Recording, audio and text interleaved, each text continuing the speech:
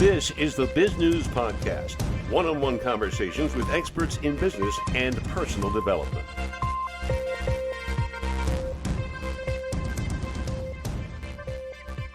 As the nation grapples with what some say is the most divisive politics since the Civil War, a civics teacher in Bakersfield may have an answer. Jeremy Adams has tapped the wisdom of 10 of the nation's past leaders to offer ideas on how to heal today's divide. In this episode of Bizgnus Interviews, Jeremy Adams explains what he's found. Jeremy, you have written a number of books, but this latest one has a remarkable, almost current events thing to it, but it's also history. Tell us about it. Well, I've been a teacher for 26 years, and when you've taught as long as I have, when there's a sudden or dramatic change in the behavior or the outlook of your students, you notice it. It's not like I've only been teaching for 2 or 3 years. I've been teaching for a long time. And there has been a really disturbing metamorphosis in the way that young people kind of spend their time, the way they look at relationships, the way they look at their country, the way they look at their lives. And some of the news is frankly so bad. It's the kind of thing where you read the statistics and the polling and you have to read it 2 or 3 times to actually accept that it's real. And so, you see things like 40% of Gen Zers find the founding fathers to be villains. You see, it's not just kind of political misery either. It's personal misery. Half of my students will tell you that their lives are not valuable or they don't enjoy their lives. 1 out of 4 18 to 24-year-olds have considered suicide. I mean, the bad news goes on and on and on. And as a teacher who desperately cares about his students and his country, and as somebody who has had a pretty successful writing career, I wanted to do something about it. And so that's why I wrote Lessons in Liberty. Tell us about the book. Give us the quick elevator pitch. Yeah, well, the book is essentially, I took 2 forms of life lessons from each of them. Everybody from George Washington to Arthur Ashe to Ruth Bader Ginsburg to Teddy Roosevelt to Thomas Jefferson to all of these, Clara Barton. And so it's supposed to be a really inspiring, practical book that is for everybody. It's not just for young people; it's for everybody, because there's never a bad part of life to be better tomorrow than we are today. The book contains 30 lessons. Good for a teacher, but what about us students? Well, yeah, no, absolutely. I mean, I think but here's the thing is, as a teacher, I believe that we should always be students. There's a great story in there about George Washington. And George Washington, of course, he's chapter 1. I mean, the father of the country has got to be chapter 1. And he's the father of self-help. He came across these axioms from these Jesuits from the 16th century, and he wrote them down about having good manners and civility, and he committed them to memory. He tried to live up to all of them. And here's a man who is a giant of Western civilization. Thomas Jefferson said that people like Washington come around once every 1,000 years. And I mean, it goes on and on. I mean, father of the country, first president, won the battle against Britain, chaired the Continental Congress and the Constitutional Convention. It goes on and on. And yet, as an older man, what was he still doing?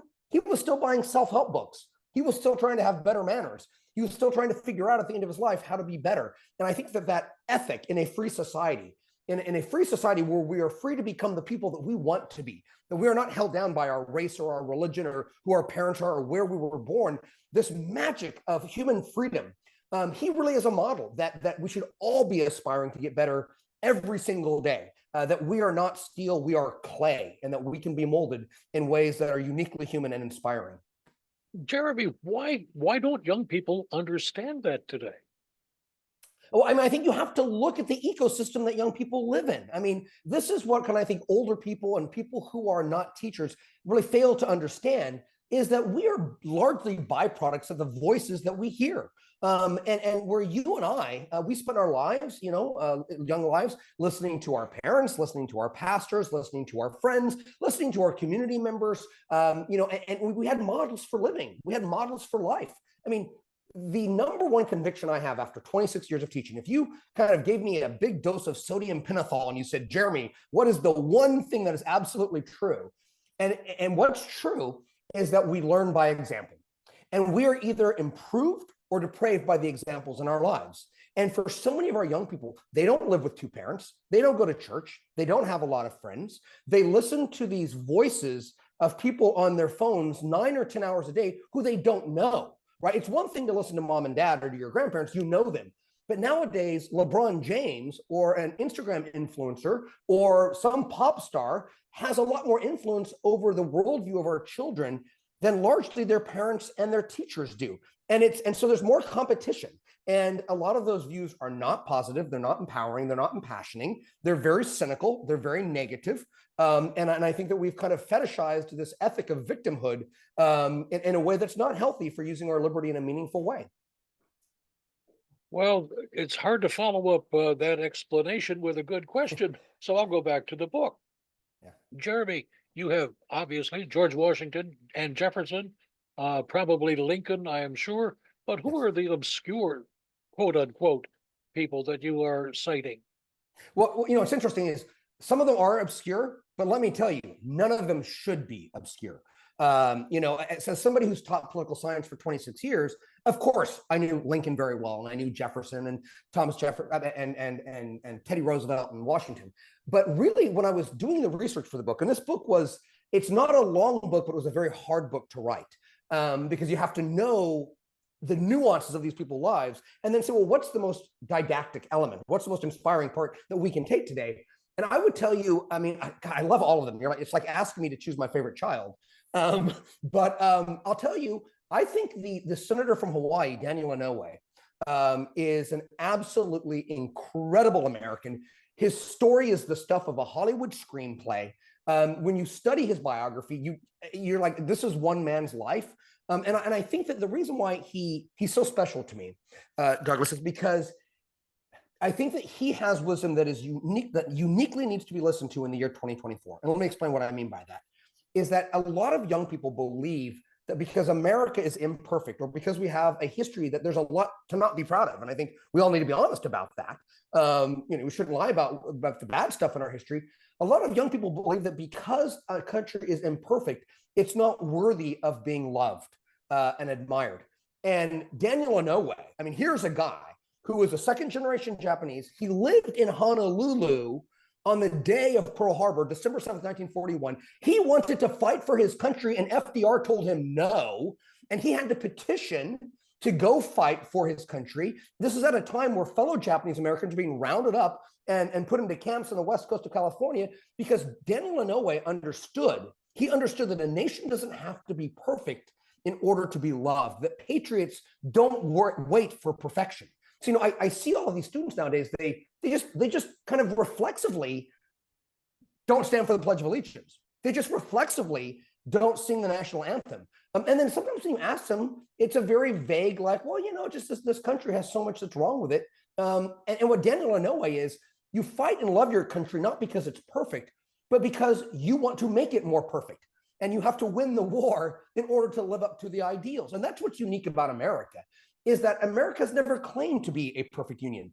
What we are told to do for every generation is to make it a more perfect union. That is the mandate of every generation. But if you don't love your nation, if you don't believe that it can be perfected, if you don't understand the ideals upon which it's founded, then you have no North Star to aim for. And Daniel Inouye understood that. There's a great story. I don't want to carry on about him, but I could talk about him all day.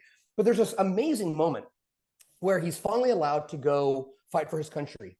And his father kind of drives up and he's getting ready to drop him off. Literally, good chance he's never going to see his son ever again. And he looks at his son and he says, look, this nation has given me 2 jobs. It has educated you. It has been good to us. And if you have to die to defend it, so be it. But do not dishonor your family and do not dishonor your country. Nobody talks like that today. Nobody looks at it. Nobody understands that freedom is not free. That we take this world and these opportunities that we have so for granted. But people who we don't know, people whose names we aren't familiar with, had to fight and die to give us the things that we have today. And we want to spit on them and call them villains because their views are not our views from 2024, 80 or 200 years ago. And I just think there's so much wisdom and inspiration that we're missing out on because, the way I look at it, Douglas, is American history is like having buried like a bunch of gold buried in your backyard, and it's not even that deep. You just got to go out with a little shovel and kind of dig it up a little bit, and it will enrich you. And that's what the book is. It's trying to enrich you with all these ideas and wisdom and insights about how to live a better life. Well, what's been the reaction to the book?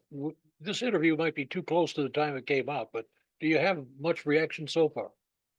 Yeah, no, it's interesting because it's a little bit different than what I thought it would be. I thought that the reaction would be, that conservatives hated that Ruth Bader Ginsburg is in there, and liberals might hate the fact that I have so many founding fathers. But actually, what's interesting to me is that what people have found about it is just how much they didn't know, and they want to know, why didn't I know this before? They're almost outraged. Like, I could have used, this idea of Teddy Roosevelt, so this idea that Americans go into the arena of life. We are not spectators. We go into the arena, and even if we lose, that's what Americans do, right? That's kind of the American Sermon on the Mount, is the go to the arena speech. Why have I not read that speech before? How did I not know the name Clara Barton? How did I not know what Arthur Ashe did to bring awareness about the evils of apartheid? Who is Arthur Ashe? People under 40 years old don't even know who Arthur Ashe is, much less his significance. Why didn't we, in this era of hyper-partisanship, of crazy polarization, why don't we know that the most famous liberal icon of our time, Ruth Bader Ginsburg, her best friend was one of the most iconic conservatives of our time, Antonin Scalia? And if these two titans of liberalism and conservatism can truly have a meaningful friendship, then we can too. And so why don't they? So there's almost this accusation, like, I should have known about this all along, and somewhere I was cheated by not knowing. So I take it as a huge compliment. But I truly believe that if this book really becomes, kind of like a wildfire, and people really earnestly absorb the lessons from America's greatest citizens, I really do believe that we can fix a lot of the problems in our politics and in our personal lives. Time to tell our listeners and viewers the name of the book again is Lessons in Liberty, 30 Lessons for Living from 10 Extraordinary Americans, available everywhere. And Jeremy, where can our listeners and viewers get more information? You've got a website. Yeah, you can go to www.jeremysadamsauthor.com. You can follow me on Twitter at JeremyAdams6. I would love for people to take a look at the book. Feel free to write me or contact me. I love talking to readers about it, but the reception has been great. But I really want to get the book out there as much as possible because I believe in it so much. To be honest, like, sometimes in your life you kind of feel like there's a moment that everything before you was meant for, and I really believe that as a teacher, as a father, an American, I was kind of meant to write this book at this moment. So I hope that it comes true. You might want to make it required reading in your classes. You know what? I would, but I hated professors who did that to me. I don't know, there's a word I'm thinking of, but I can't say it on your podcast, but it's just not a cool thing to do. I hated professors who are like, you couldn't sell a book on your own, so you made your students buy it. But it's interesting because a lot of teachers are enjoying it. I'm supposed to be talking to a group of students in Ohio and elsewhere. So, it is starting to catch on. And so I do hope it's a word of mouth book. Jeremy, what would you like to add that we haven't talked about? I think the most important thing that I want people to understand is that there's a difference between pessimism and cynicism. And I think cynicism makes us tune out on our politics and on our lives. And I think it's very easy to be cynical. Social media, the news, cable news, it's perfect for cynicism, and it sells, right? And it makes us outraged, and it makes us, frankly, unhappy. Whereas I think that inspiration and and some logical pessimism sometimes makes sense. And I think that if we can, really access those voices, they're out there. But here's the thing: Teddy Roosevelt is dead. Ruth Bader Ginsburg has passed away. George Washington is gone. They're not going to scream their message to us. If we want to derive their wisdom, we're going to have to listen. We're going to have to listen carefully. And that's really what the book is all about. So don't buy into the cynicism. Believe that the best is yet to be in this country. That's the magical melody of America. Okay, You've been listening to the Biz News Podcast. We welcome your input.